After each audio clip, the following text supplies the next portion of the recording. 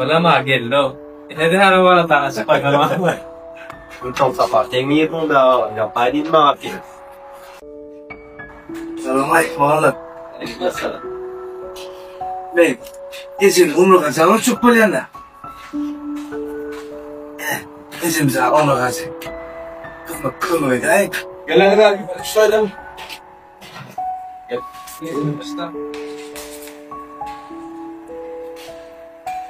Nira uğraş yaptıydı mesela. Umruna gazı izin. Vay be naga. Ben de bak çıkayım olurdu. Neymiş? Ayına böyle şekliydi. İşte yedim sama. Para yok mu restoran?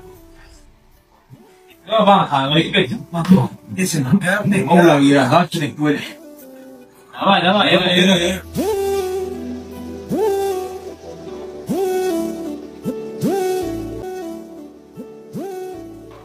Selamünaleyküm.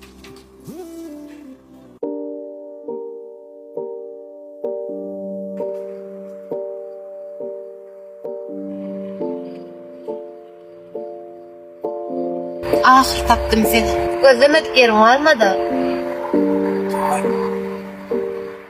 Şimdi dedik sana akıllı olmadım. Olaya akıllı olmadım. Bir bardak değilim ben. Oğlum ma değerli mi? Yine düşünüyor değil mi ben? Evet kalkımı bir olan olsadı. Bir beyti kızılmazdı. Sakın değil olamazım ben. Ben onu değerlim olmazım. Sakın değil olamazım. Beni oğlunu kovurdular. Eğer kalkımı bir olan olsa hiç mi bizim gönlümüze değdirmezdi. O bizim arkamızda dururdu.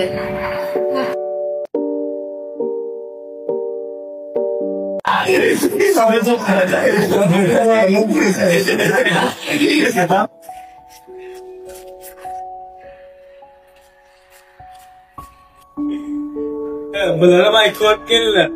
Yandı ama her değerli yandı.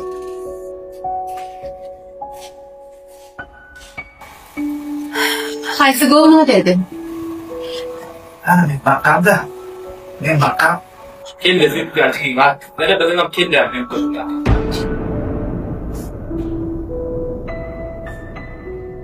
Diline iyi çık. Cigime. Bir yarasızı Xudaydan dile balamıza. Onun cigimin aklı kim olup? Ecem canı umra haca oruçça kolyanırsa. Onun cigimin aklı kimde? Yönüsüz.